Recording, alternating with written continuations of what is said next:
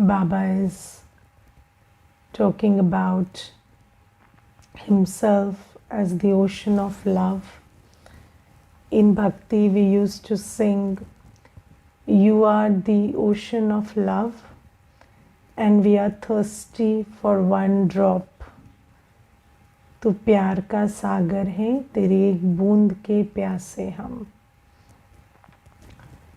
But Baba says that although in Bhakti people say that you are the ocean of love, they don't have the experience of how Baba is the ocean of love or ocean of peace or ocean of happiness. But we children don't sing that we are thirsty for one drop because the ocean belongs to us. And then Baba says, you are experiencing firsthand how Baba is the ocean of love. And the question is, what is love and what is an act of love? So, how do you recognize that someone loves you? So, what is an expression of love? What is an act of love? That is what Baba clarifies today. And you see that sometimes we would say that when somebody loves us, they care for us. But what is care? Providing a cup of coffee, providing food, providing, facilities, is that care?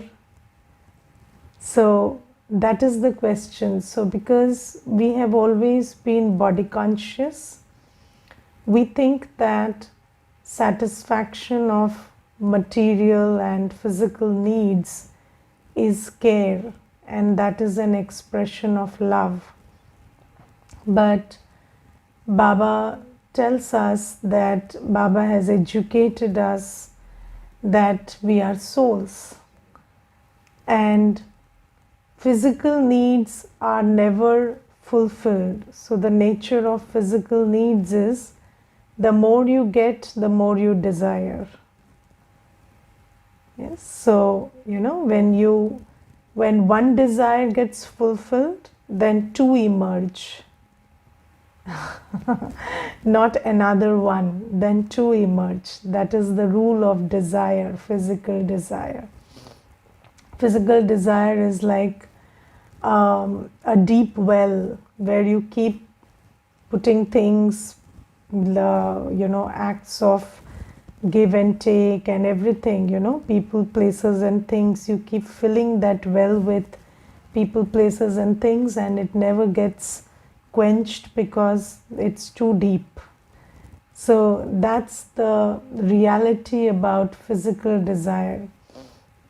Now Baba says that you are a soul, and an act of love is providing you with what you need.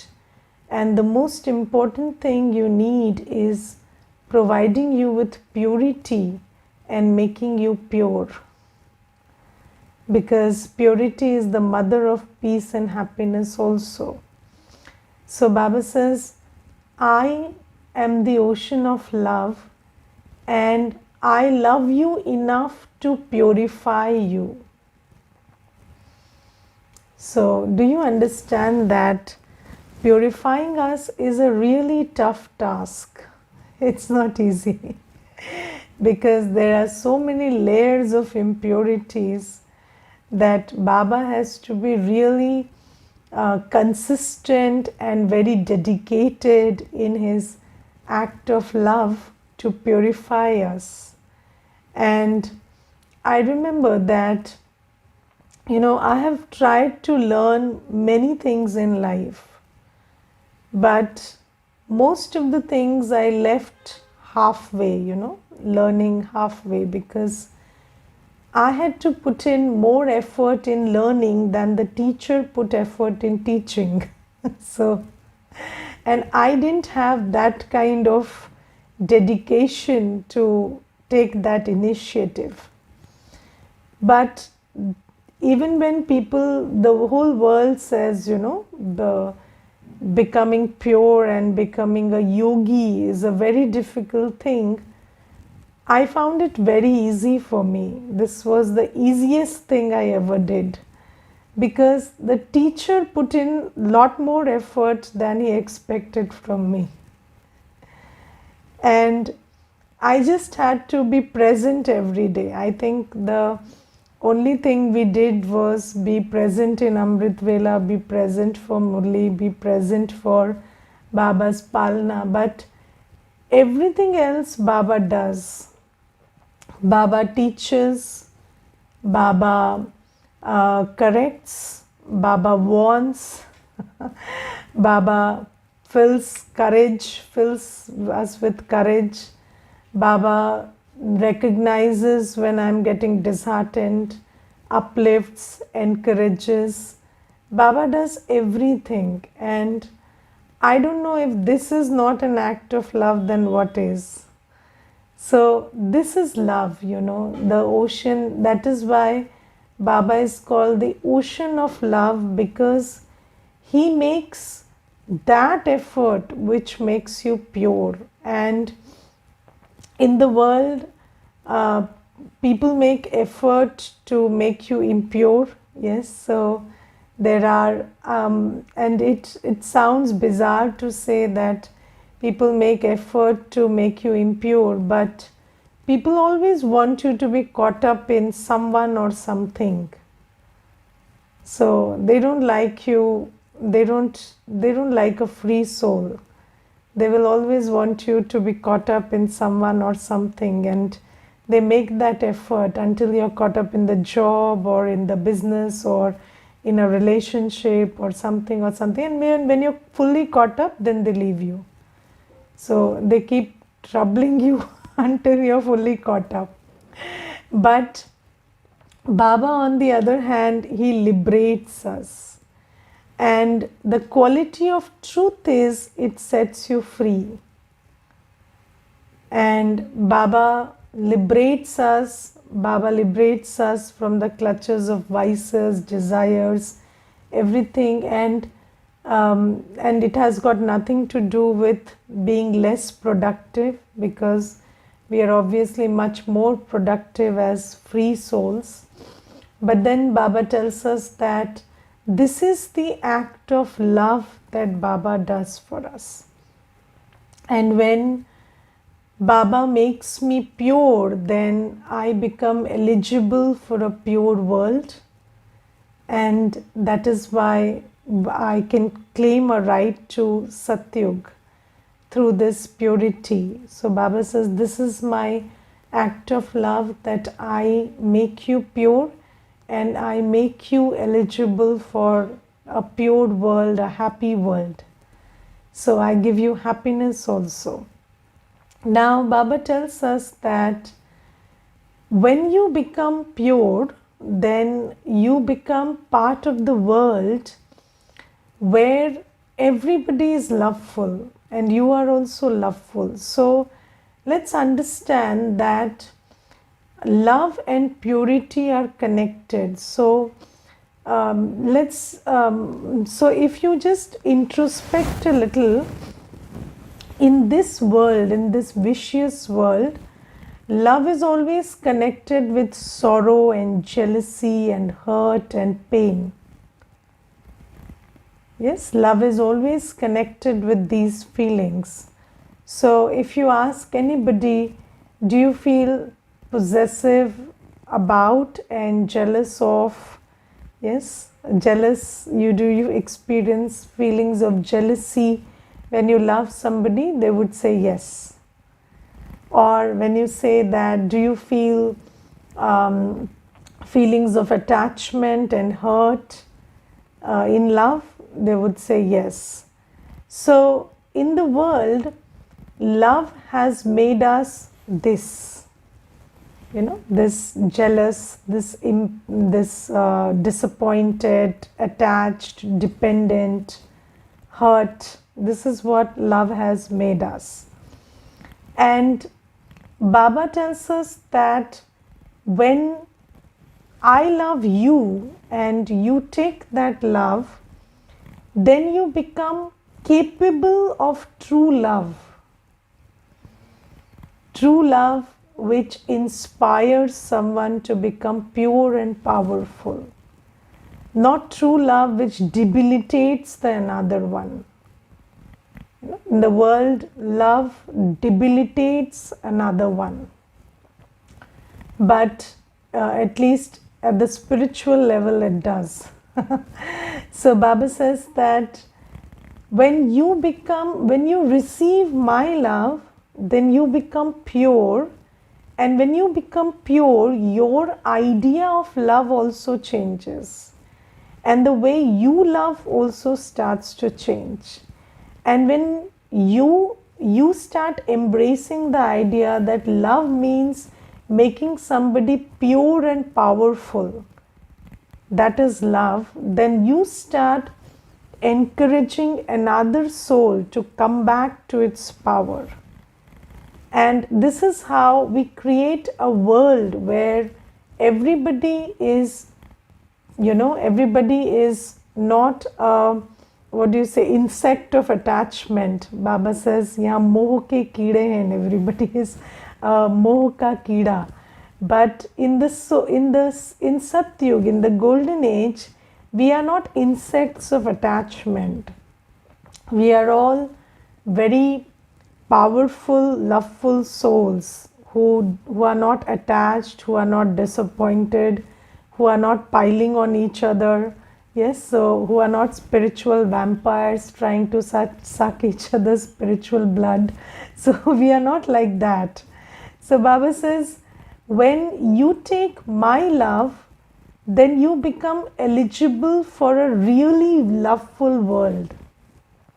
And that love where everybody is powerful, not everybody is dependent. So, and Baba says that when you take my love and you reach that world, then the vibration would be such that even the animals would be loveful to each other. So we have always heard that in the golden age, the lion and the bakri, the goat, they will drink water from the same stream and they wouldn't attack each other. Yes, so Baba says that this will be the scenario in Satyug. So, and then people say that lion is carnivorous, so how would he eat? How would he not eat the goat? But the thing is, human bodies were designed to be herbivorous, but today human beings have become carnivorous. So is it a big thing that they would be herbivorous there? So, it's not about, even if the body structure today, if you look at the structure of the body of humans, it is designed to be herbivorous. Humans are not supposed to consume meat, but they are doing that today. So Baba says it is not surprising that a lion would be not consuming the goat in Satyug, and they would live with love and happiness together. So Baba says, this is what my love makes you. My love doesn't make you. So in the world, when people say, I received true love for the first time, and then I became very possessive and jealous, and I became very prone to hurt and disappointment, it sounds like a very wrong thing to find true love. So Baba says that is not how you find true love, and that true love makes you miserable. And I remember there was this one woman, and she had come to the center and she told me that she was in bad shape, real bad shape, and then she had doubts on the husband and this and that. And then after that, when she was narrating her story, she said that I didn't have a very loving father, and my mother was also not very affectionate towards me, and I didn't have many friends while I was growing up. But then for the first time I found true love in my when I was in my first job, and that is the person I got married to. And then I became very possessive, and then see how I have ended up. So I said, I wish nobody finds true love like you. so so people say that I found true love, and then I got so attached and so dependent and had so many negative feelings because that person was not behaving my way, that now I have ended up being very miserable and very full of hurt and sorrow inside. Now Baba says that is not what happens when you find true love. So true love is Baba's love, and Baba's love liberates you from all vices, and it sets you free. And it is because Baba's love encourages you for purity. The biggest act of love that Baba shows is making us pure, because only a pure soul can be free. So impurity is bondage and purity is freedom, and Baba makes that effort which makes us pure and free. And Baba says, when you understand what is true love, then you invest your time and effort in making someone pure, giving Baba's knowledge, sharing Baba's knowledge, connecting them to Baba's classes and Baba's act in Sangam Yuga. That is true act of love. And then when we all go to Satyug, then it's a loveful world where there is no sorrow. Even the animals don't give sorrow to each other. Whereas here humans are giving sorrow and taking sorrow.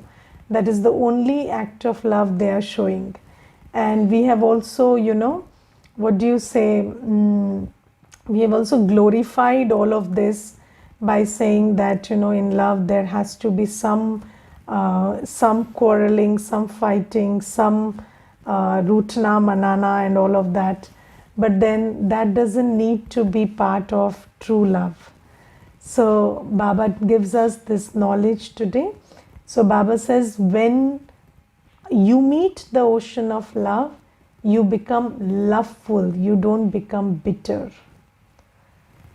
So this is beautiful in today's Murli.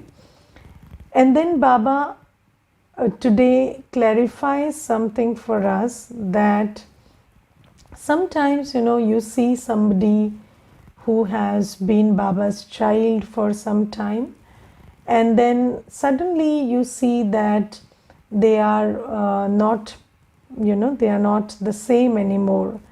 They don't have the same feelings for Baba, or their attendance is reducing, or their interest is declining. So Baba says, why does this happen? So Baba says, it looks like it's a very instant thing. It happened yesterday, it was not there, and today it's happening, but it doesn't happen overnight. So Baba is pointing out three things today, but there are many, there are other vices also. So Baba today says that first thing is sanshay, doubt. So if there is not full faith in Baba's knowledge, there is some seed of doubt, then that seed keeps working inside.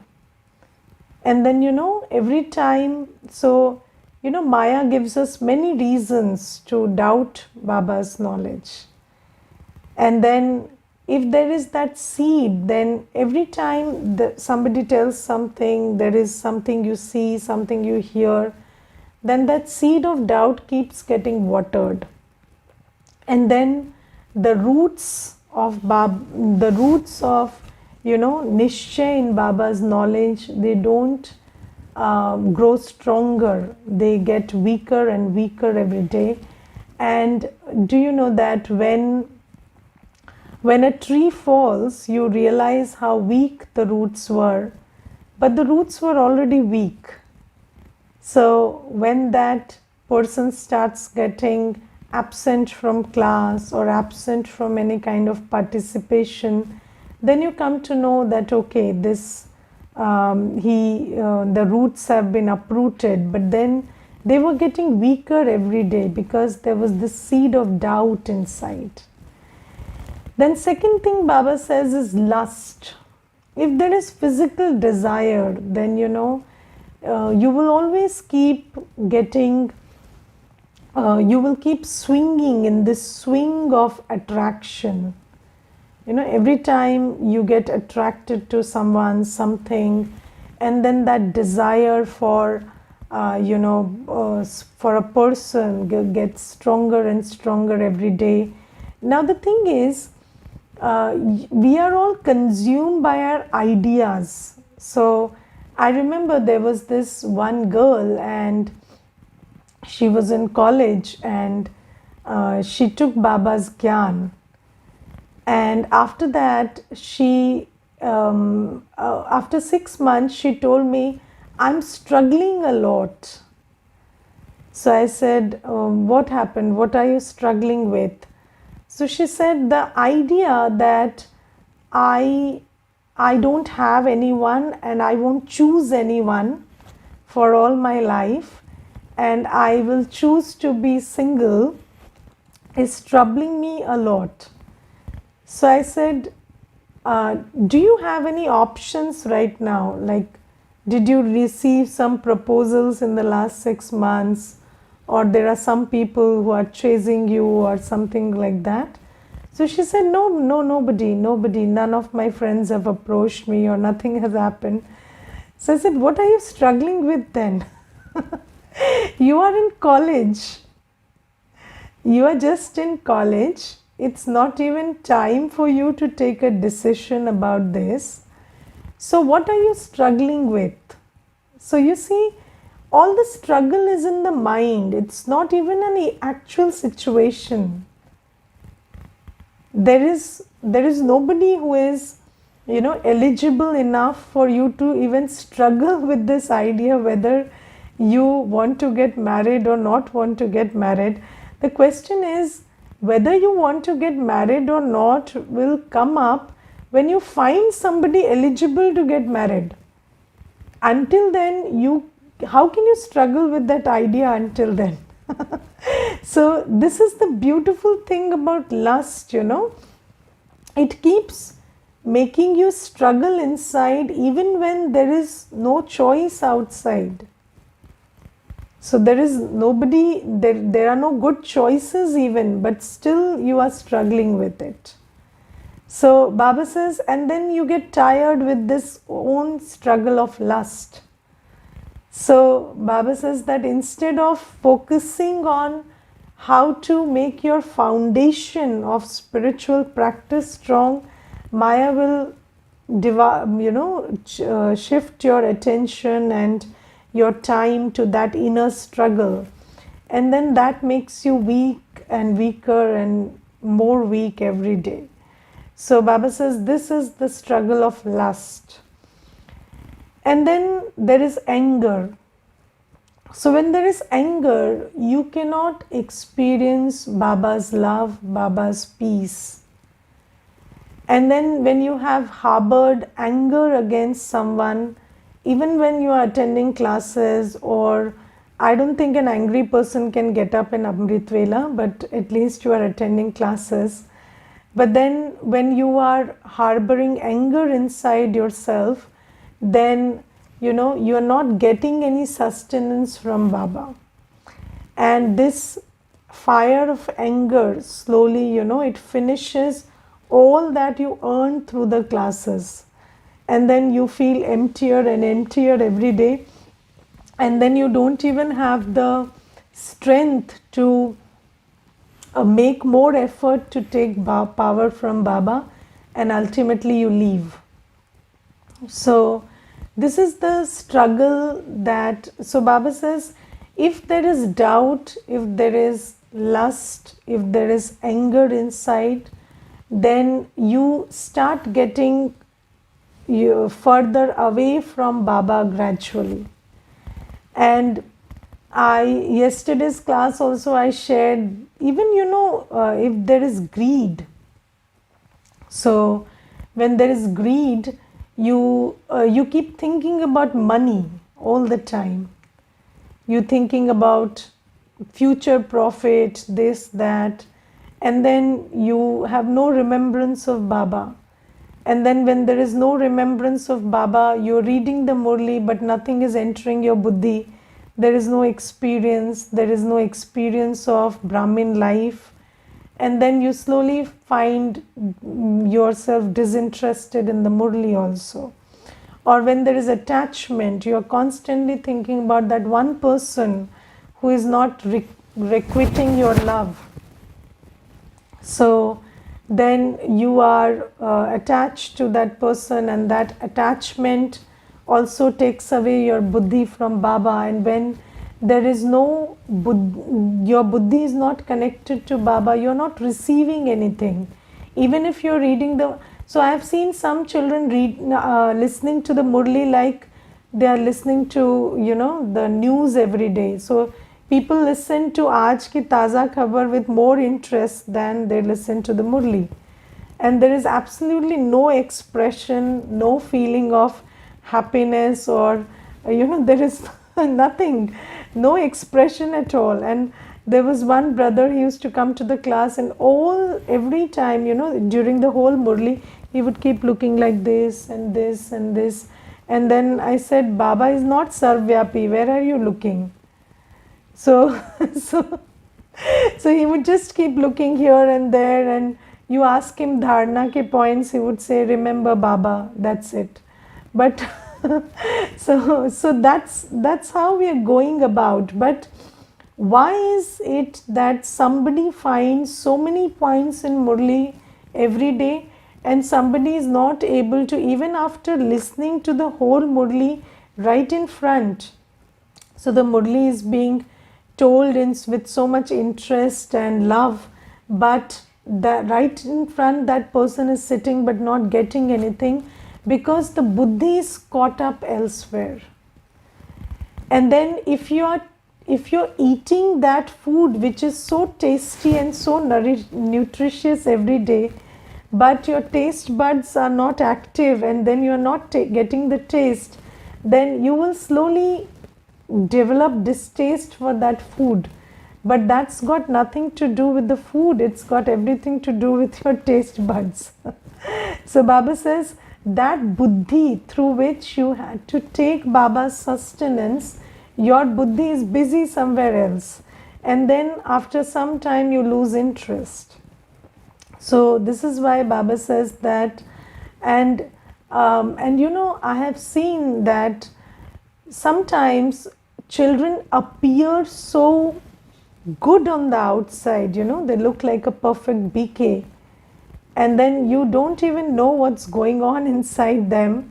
And when they lose interest, it looks like, something should be wrong with Baba, because this person was really dedicated. So you saw the face of this person, and this person from the face looked like they have a lot of interest, but something must be really wrong with Baba, because that person lost interest in Baba. Some are so deceptive. And then you look a little inside, because as a teacher I have seen the inside of such souls, and then you figure out that they are totally drowned in lust, anger, ego, attachment, greed. And on the outside they look like such a good bouquet that they confuse others. So Baba says, be very careful about these things. And in Sangam Yug, if it is called the greatest fortune that Baba comes and holds your hands, then there is no greater misfortune than leaving Baba's hand. So be very wary. So you see, we all have vices, and there will always be waves of anger or a desire or something, but then you have to deal with them. You cannot fuel them. If you keep fueling them, they will just sweep you off from your Brahmin journey. So be very, very careful. So if there is a doubt, clarify it. If there is a wave of lust or anger or attachment, take love from Baba. Sit with Baba. Sit with Baba's silence. Sit with Baba's love. And fill that that capacity of desire with Baba's love. So you have to make effort for that. And Baba always says that give yourself the blessing, may you live long. People say, na, jeete raho. So Baba says every day you have to take care to give yourself the blessing that may you live long in this Brahmin journey and take your full inheritance. So this is also something that Baba says. And then in today's Murli, Baba says something which we all know, but today it made a lot of impact. So Baba says Baba doesn't get old because Baba doesn't have a body, and no, the soul never gets old. And Baba says this body consciousness comes like a shadow on the soul, which doesn't allow it to see clearly that I am a soul, I cannot get old. So the soul cannot get old. And you see that this old and young, we are so caught up in all of this all the time. And you see Dadis and you see Brahma Baba. And Brahma Baba became Shiv Baba's instrument at the physical age of 60, when people practically retire.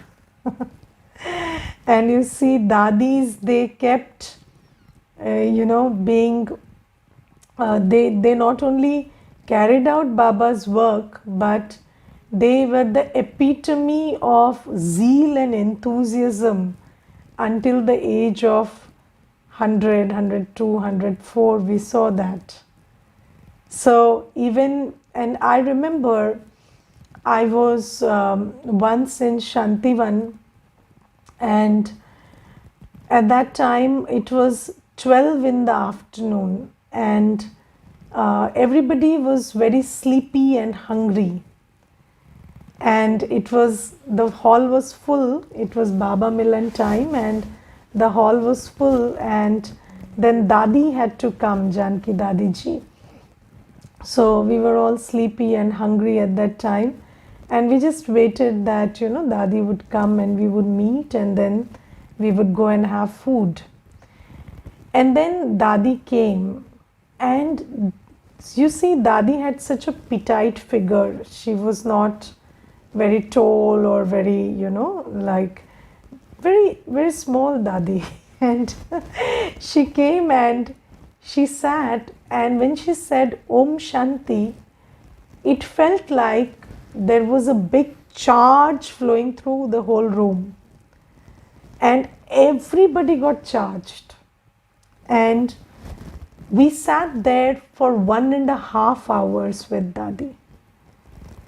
And Dadi kept talking, and I don't even remember what Dadi said, but the energy and the love and the zeal and the enthusiasm with which Dadi was sharing the stories of Sakar Brahma Baba, that was and that day, I thought that no youth, even in their prime youth at 18 or 16, can engage such a big sabha like this. And that is when I realized that age is not a reality. So Baba says that, and I think Dadi was at least 98 at that time. It must have been some 6 years, 7, 8 years back. So Dadi must have been 98 at that time.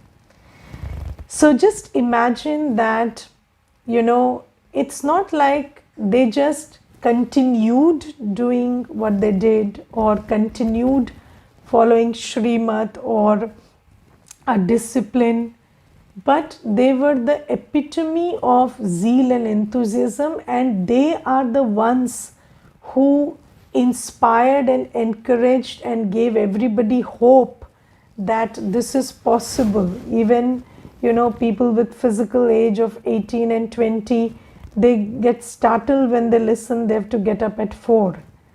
And look at our dadis and look at Baba, and Baba never missed Amrit Vela. It never happened that Baba didn't take the morning class. Only on the day Baba became Avyakt, Baba didn't take the morning class. That was the only day. So just think about that when Baba says age is not real, it is true that age is not real. And Baba says you are a soul and souls never age. But you become body conscious and then you get caught up in age.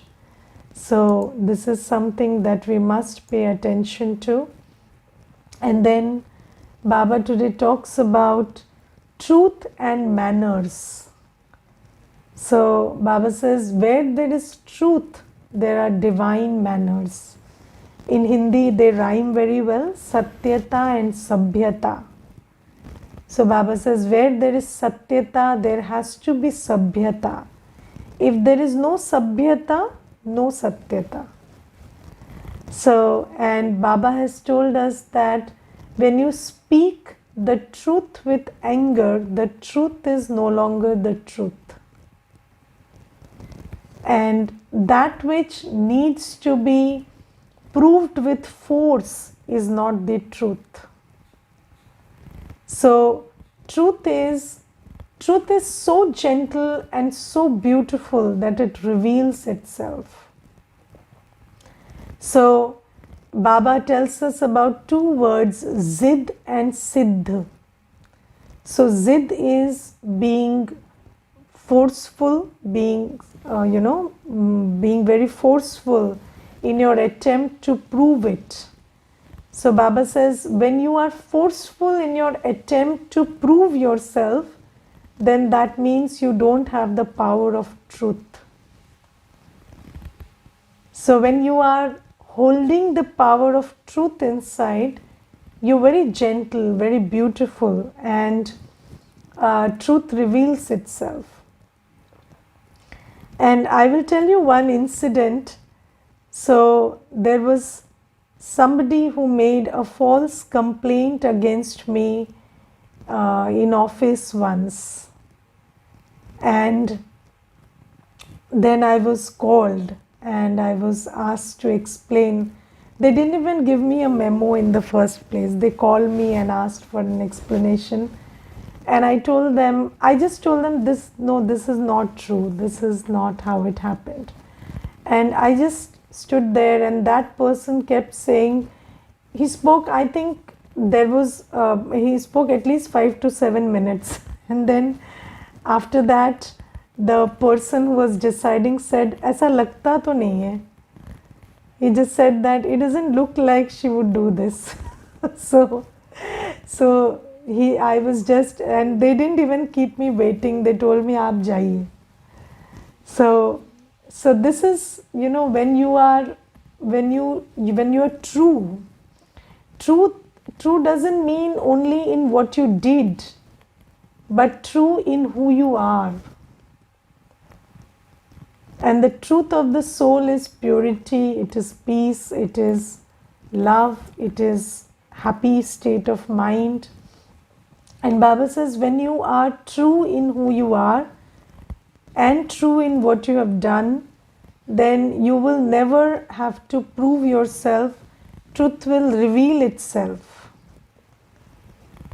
And Baba says, where there is force, where there is no manners, where there is no divine manners revealing itself in action, there is no truth. And I remember there was this one, so sometimes, when you are young in the journey, you feel like, I did the right thing, but why is not everybody acknowledging it? Yes? But then, when you did the right thing, why are you not at peace? That is the question. So the thing is, when you did the right thing, the first person to be at peace should be you. And if even after doing the right thing you are not at peace, then probably you didn't do the right thing. Because doing the right thing is not just about action, it is also about intention, it is also about state of mind, it's also about your expectation of the result.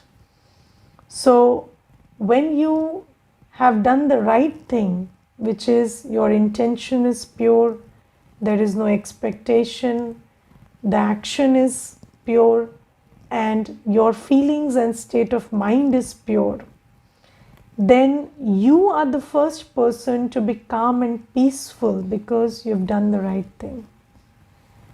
And when you are that person, then that vibration becomes a wave, and others are also able to calm all their questions and doubts about you, and they are also able to come to that place where they acknowledge that this one is right.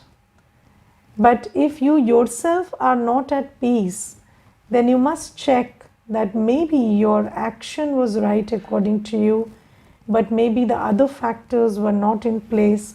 That's why truth is, even after being truthful, you are so upset. So this is something that satyata and sabhyata, they go hand in hand, they go together. And where there is the urgency to prove, where there is that force in your approach,